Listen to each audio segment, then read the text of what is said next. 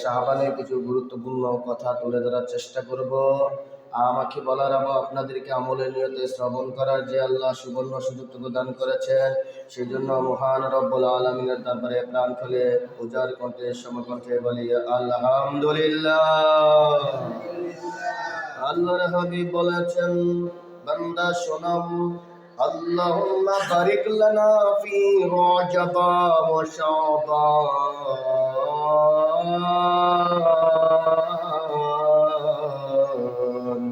ওয়া বাল্লিগনা রমাদান।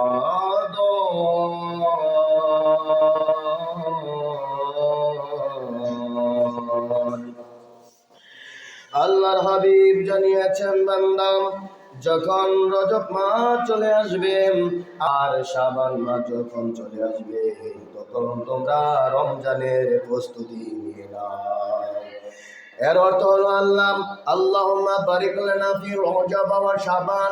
এ আল্লাহ তুমি আমাদেরকে ওই রজব মাস শাবান মাসের বরকত দান করে দাও গো আল্লাহ। এই বরকত দান করি আল্লাহ, তুমি আমাদেরকে ওই রমজান পর্যন্ত হায়াত বৃদ্ধি করে দাও। বলেন সুবহানাল্লাহ। আল্লাহ তাআলার হাবিব বলেছেন, বান্দা রমজান মাস আসার আগে তোমরা কিছু করণীয় আছে, ওই করণীয় জেনে নাও। ওই করণীয় যদি তোমরা করতে পারো, তাহলে তোমাদের রমজান ভালোভাবে কাটবে। আল্লাহ তাআলার হাবিব বলেছেন, বান্দা এই রজব মাসটা হলো আমার আল্লাহ তাআলার মাস, আর শাবান মাসটা হলো আমার হাবিবের মাস, আর রমজান মাসটা দিয়েছে আমার উম্মতের মাস। ও বান্দা, আমি জানি আমার উম্মতেরা গুনাহ করবে, বাৎসরিক ওই গুনাহ করার পর আমি আল্লাহ এমন একটা বছর দিব, এমন একটা রাত দিব, এমন একটা মাস দিব, ওই বান্দা যেন তার গুনাহগুলি নিষ্ফল করতে পারে, তার গুনাহগুলি আল্লাহ তাআলার কাছে ক্ষমা চাইয়া সে নিষ্পাপ হয়ে যাইতে পারে। আমি আল্লাহ এমন একটা তোমাদেরকে মাস দিব, সেই মাসটা আমাদের জন্য অপেক্ষা করতেছে, মাহে রমাদান। ঠিক না? এই জন্য আমার আল্লাহর হাবিব বলেছেন, বান্দা ও বান্দা, আল্লাহুম্মা বারিক লানা ফি রজব ওয়া শাবান ওয়া বাল্লিগনা রমাদান। আল্লাহ তাআলার হাবিব বলেছেন, ও বান্দা এই দোয়াটা যে বেশি বেশি করে পাঠ করবে, রজব মাস হওয়ার শুরু লগ্নে থেকে ওই রমাদান পর্যন্ত, কোন বান্দা যদি রমজানের আগে মারা যায়, কোন আগে মারা যায় বলেন তো? এই 3 মাসের মধ্যে কেউ মারা যাবে কি যাবে না? ও শুধু একজন দুইজন মারা যাবে না, এই রমজান আসার আগে লক্ষ লক্ষ মানুষ মারা যাইবে। আমার আল্লাহ পাক একটা আমাদেরকে বশকিস দিয়েছেন, উপহার দিয়েছেন। যেই ব্যক্তি এই দোয়াটা পড়বি, ওই রজব মাসে যদি কোনো বান্দা ওই শাবান মাসে যদি এই দোয়াটা পড়ি, ওই রমজানের সওয়াবটুকু তার আমলনামায় দান করে দেবে। বলে সুবহানাল্লাহ।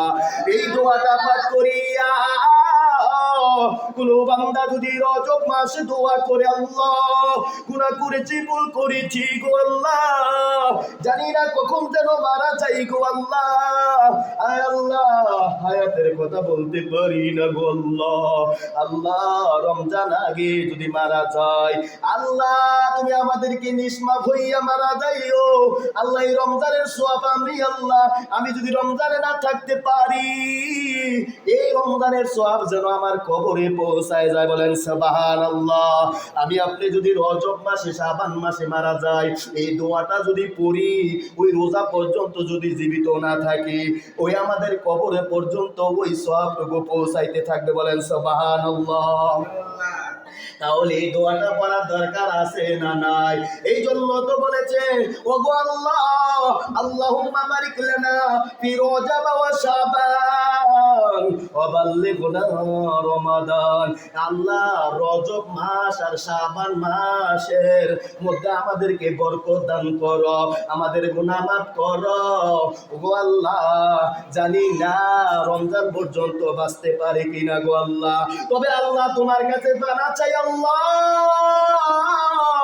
এই আমাদেরকে রমজান পর্যন্ত হায়াত দাও, অন্তত যে রমজানটা পাইয়া আমরা মৃত্যুবরণ করতে পারি। বলেন সুবহানাল্লাহ।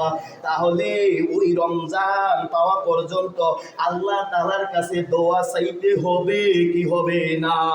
দোয়া শিখাইয়া দিছেন কি দেন নাই? কথা বলেন না কেন? দোয়া শিখাইয়া দিছেন। এই আল্লাহ তাআলার হাবিব বলেছেন, ও কোন বান্দা যদি কোনো কাজকর্ম করার আগে ভাবে আর চিন্তাধারা করে ওই কাজটা কি ভালো হয় না খারাপ হয়? কথা বলেন না কেন? ভালো হয়। কি হয়? ভালো হয়। আল্লাহ তাআলার হাবিব বলেছেন, তোমরা যখন রজব মাস এসে যাবে, শাবান মাস এসে যাবে, ওই রমজানটা কিভাবে কাটাইবা, ওই রমজানটা কিভাবে পরিচালনা করবা, ও বান্দা ওই রমজানের চিন্তা তোমরা রজব আর শাবান মাস থেকে করতে থাকো। বলেন সুবহানাল্লাহ। ও বান্দা, মানুষ তো অভ্যাসের দাস। এই 3 মাস যদি তুমি বেশি বেশি করে ইবাদত করো, যাতে তোমার রমজানে অলসতা না লাগে। বলেন সুবহানাল্লাহ। আল্লাহ তাআলা নবী বলেছেন, ওই রজব মাস যখন এসে যাবে, শাবান মাস যখন এসে যাবে, বেশি বেশি করে নফল নামাজ পড়ার অভ্যাস করো, যাতে রমজানে তোমাদের জন্য কষ্ট না হয়। ও বান্দা, আর বেশি বেশি করে শাবান মাসে নফল রোজা রাখার চেষ্টা করো, যাতে রমজানে রোজা রাখলে অলসতা যে না আসে, ক্লান্তি না আসে। আমার আল্লাহর হাবিব আম্মা জান আয়েশা সিদ্দিকা রাদিয়াল্লাহু তাআলা আনহা থেকে বর্ণিত, আম্মা জান আয়েশা সিদ্দিকা বললেন, আমার হাবিব ওই শাবান মাসে কমসে কম 27 থেকে 28টা রোজা রাখছেন। বলেন সুবহানাল্লাহ। কোন মাসে কয়টা? 27 থেকে 28টা। রমজানের 2-3 দিন আগে রোজা রাখতেন না। কথা বুঝতে পারতেছেন? তাইলে অধিক পরিমাণ রোজা রাখছেন কে? আমার আল্লাহর হাবিব। এই জন্য বান্দা, ওই শাবান মাস এসেছে, বেশি বেশি করে তোমরা নফল রোজা রাখার অভ্যস্ত করে তোলো। বলেন সুবহানাল্লাহ। আল্লাহ তাআলার হাবিব বলেছেন, বান্দা, ও বান্দা, প্রত্যেক মাসের কুল্লু শাহরি রমাদান, প্রত্যেক মাসে রোজা রাখা। আইয়ামে বীজ বলা হয়। কি বীজ বলা হয়?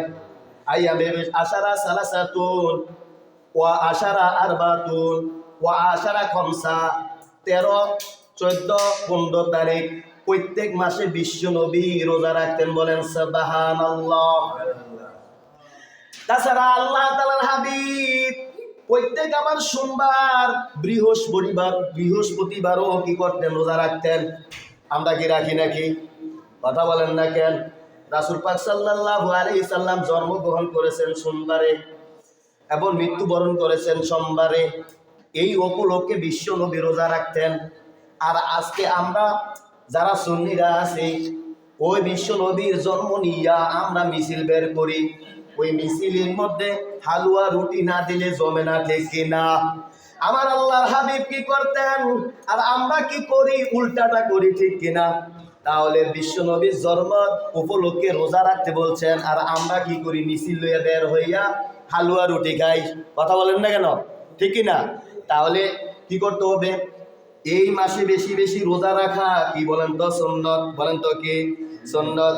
আল্লাহর হাবিব বলেছেন, বান্দা, ও বান্দা, লাইলাতুন নিসফি মিন শাবান, যে ব্যক্তি একটা রোজা রাখবে, আল্লাহ তাআলার হাবিব বলেছেন, ওই অতীতের 1 বছরের গুনাহ আর সামনে 1 বছর যে বাঁচবে, ওই তার অতীতের 1 বছরের গুনাহ মাফ করে দিবেন, আর সামনে 1 বছর যিনি বাঁচবেন তাকে নেক আমল দিয়ে ভরপুর করে দিবেন। বলেন সুবহানাল্লাহ। যদি 3টা না রাখতে পারেন, অন্তত পক্ষে কয়টা রোজা রাখবেন? কয়টা রোজা রাখবেন? একটা রোজা কয়টা? আর এমনি বেশি যত পারেন। বিশ্বনবী 28টা 27টা পর্যন্ত কি করতেন? শাবান মাসে রোজা রাখতেন।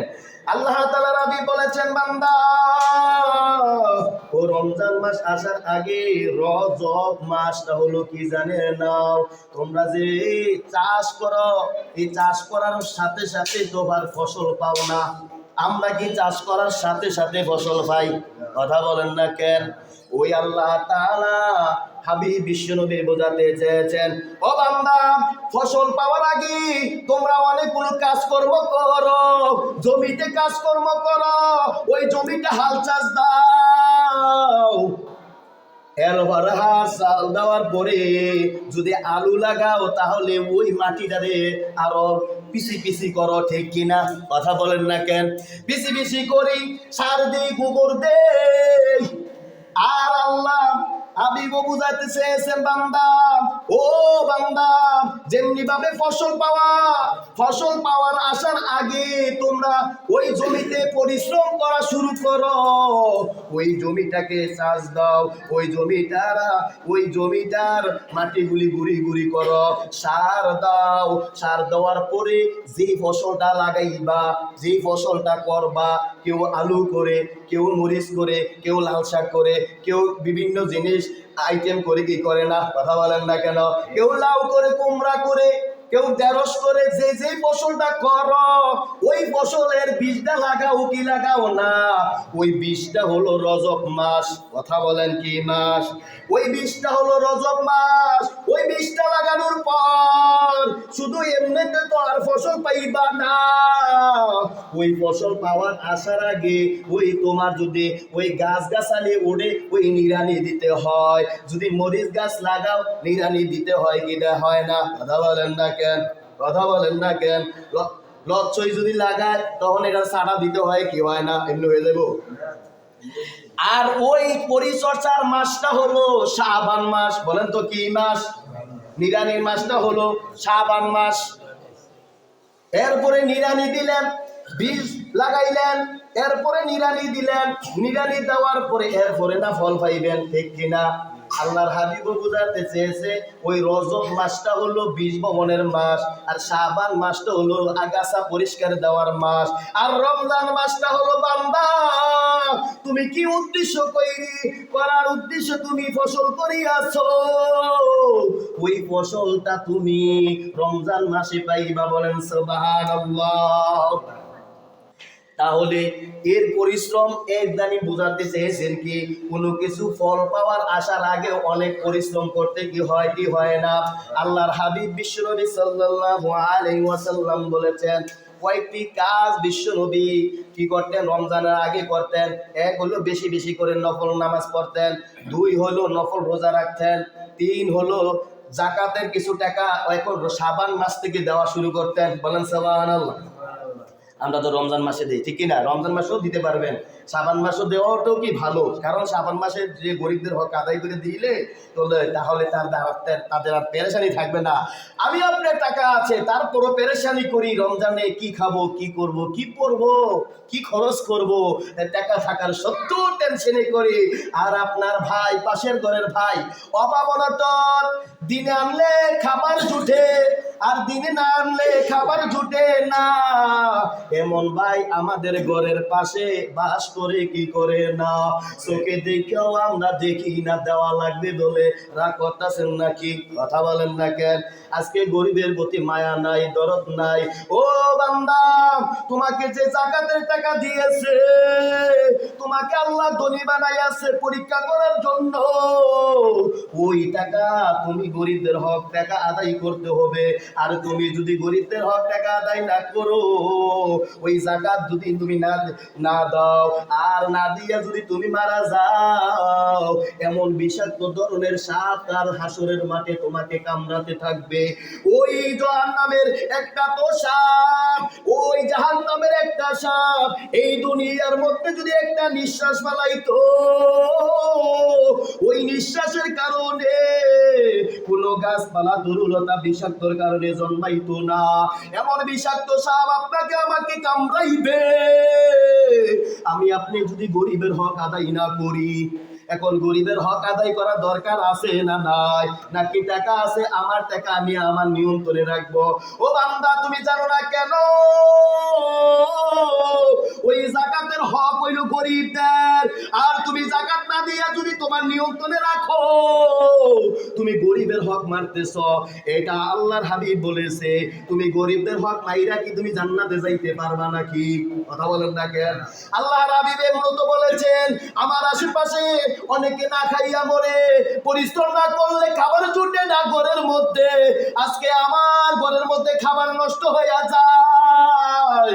আল্লাহর হাবিব বলেছে, বান্দা, তোমার ঘরের ভাই না খাইয়া মরতেছে, আজকে তোমার ঘরে খাবার পচতেছে, তুমি তোমার ভাইয়ের সেবা যত্ন নাও না, তোমার ভাইয়ের খবর নাও না রে বান্দা। তুমি যতই নামাজ পড়ো, তুমি প্রকৃত মুমিন হইতে পারবা না। কার ঘোষণা? কথা বলেন না কেন? আল্লাহ তাআলার হাবিব বলেছে, ওই বান্দা যে গরিবের হক আদায় করে না, ওই বান্দা কোনোদিন মুমিন হতে পারে না। তাহলে মুমিন হতে হলে সকলের কে কিভাবে বসবাস করে, কে অসহায় আছে, তার সেবা এবং তার খোঁজ খবর নেওয়া দরকার আছে না নাই? বলেন, জোরে বলেন, ঠিক কিনা? তাহলে যাকাতের টাকা ব্যবস্থা করে দেওয়া। আর রমজান মাস আর কয়দিন আছে? 4 নম্বরে ওই রমজান মাসটা গণনা করা। আজকে আমরা রমজান আসতেছে কয়জন গণনা করি? এমনও মানুষ আছে ওই উরুস কবে হবে পোলা বাইনে গণনা শুরু করে 7 তারিখ। আজকে কয় তারিখ রে? আজকে এত তারিখ, 7 তারিখ উরুস, আর গণছেন কতদিন আছে? ঠিক কি না? আর আমরা কি গণিনি যে রমজানটা কতদিন আছে? এটা গণতে হবে। কি করতে হবে? গণতে হবে। ওইটা বুঝি কেন করে যে আরে তাড়াতাড়ি আসে না, কেন তারিখটা আনন্দ মজা করতাম। ঠিক কি না? আপনি প্রকৃত মুমিন হয়ে থাকলে আপনি ওই রমজানটাকে আনন্দ পাওয়ার জন্য, ওই রমজানের মধ্যে গুনাহ মিটিয়ে দেওয়ার জন্য আপনি এই চিন্তা করতে হবে, গণনা করতে হবে যে রমজান আর কতদিন আছে। 4 নম্বরে গণনা করা সুন্নাত। কি করা সুন্নাত? আর কয়দিন রমজান আছে গণনা করা। এই 5 নম্বরে এই যে রমজানের সম্পর্কে আলোচনা করা সুন্নাত। রমজানের আগে দিয়ে রমজানের আলোচনা করা কি সুন্নাত। এই জন্য বলি, বুঝবেন কেন গণনা করবেন এবং কি দাওয়াত দিবেন। এই রমজান আসতেছে, সবাই তোমরা রোজা রাখবা। ঠিক কিনা? এরপরে আত্মসমালোচনা করা 6 নম্বরে, 5 নম্বরে কি দাওয়াত দেওয়া রমজানের, আর 6 নম্বরে আত্মসমালোচনা করা, যে এটা নিয়ে ভাবা, এটা নিয়ে গবেষণা করা, এই রমজান মাসটা আমি কিভাবে পরিচালনা করব, এটা নিয়ে একটা গবেষণা করা। কারণ এই জন্য গবেষণা করবেন, গবেষণা করলে আপনার রমজানটা ভালো হবে কি হবে না। আপনি একটা মাহফিল করব, কোথায় করব মাহফিলটা, এটা যদি আমি আগের থেকে আমি গবেষণা না করি, কাকে দাওয়াত দিব, আগের থেকে যদি আমি ওই মাওলানা স্লিপ না করি, তাহলে আমি মাহফিলটা কি সুন্দর হবে? কখনো হবে সুন্দর? এই সুন্দরভাবে কাটানোর জন্য গবেষণা করা, কি করা? গবেষণা করা। আর অনেকের যে গত বছর যারা রোজা কাজা, অনেকে অসুস্থ কারণে রোজা কাজা করেছেন, ওই কাজা রোজা ওই রমজান আসার আগে ওই কাজা রোজা কি করা? কাজা রোজা আদায় করে শেষ করে নেওয়া। এই 7 নম্বর, এই 7টা ফজিলত আল্লাহ রাসূল সাল্লাল্লাহু আলাইহি সাল্লাম করতেন রমজানের আগে। কয়টা? এক হলো নফল রোজা রাখতেন, এক হলো নফল নামাজ বেশি বেশি করে করতেন, নফল রোজা করতেন 2 নম্বরে, আর 3 নম্বরে জাকাত দিয়ে দিতেন, আর 4 নম্বরে তিনি গণনা করতেন, 5 নম্বরে দাওয়াত দিতেন রমজানের, 6 নম্বরে আত্মসমালোচনা করতেন, গবেষণা করতেন, আর 7 নম্বরে আমলটা হলো তিনি কি করতেন, যে অতীতের যা কাজা রোজা আছে এই কাজা রোজা আদায়গুলি কি করে দিতেন? আদায় করে নিতেন। অনেকগুলি রয়েছে, আবার আগামী জুমাতে আলোচনা করার চেষ্টা করব। যতটুকু বলছি এতটুকু বোঝার তৌফিক দান করো। বলে সকলে বলে আমিন। ওয়া আখিরু দাওয়ানা আলহামদুলিল্লাহি রাব্বিল আলামিন। যারা নামাজ পড়েন।